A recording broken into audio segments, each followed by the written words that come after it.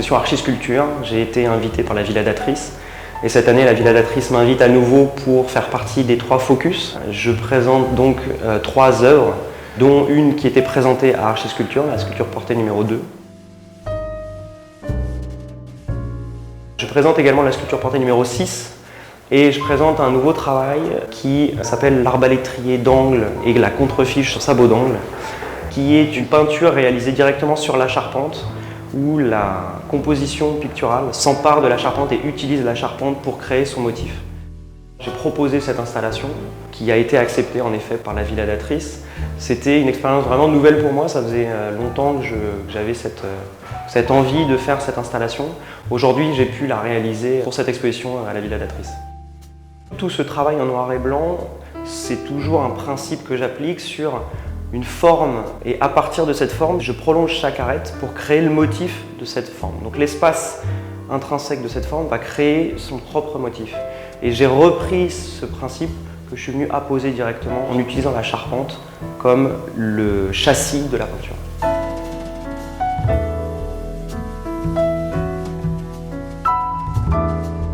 Toujours cette idée de comment une composition picturale ou sculpturale s'empare d'un espace et comment la construction de cette composition va justement générer des formes. Et dans la sculpture portée numéro 6, c'est vraiment ça qui prédomine, c'est vraiment la construction de la sculpture elle-même qui va venir faire ce déploiement. Il y a vraiment cette idée de comment finalement, de manière relativement simple, au niveau en tout cas de l'accrochage, la forme va venir se déployer dans l'espace et va venir s'emparer de son espace. En créant d'ailleurs même des espaces entre elles-mêmes, dans elles-mêmes. Il y a une globalité qui va se générer de la sculpture. Je trouve qu'il y a quelque chose d'assez intéressant de travailler en même temps le bois et l'acier. Il y a un côté qu'on retrouve un petit peu dans la peinture du noir et du blanc, du végétal et du minéral. L'acier est évidemment minéral et il faut justement pour le travailler vraiment faire appel à des forces telluriques.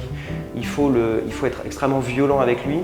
Alors que quand je façonne les sculptures et je façonne le bois, il faut être au contraire beaucoup plus à l'écoute de ce matériau. C'est très sensuel, il faut vraiment entendre ces sons, il faut le sentir, les vibrations, les craquements qui s'effectuent dans le matériau lui-même.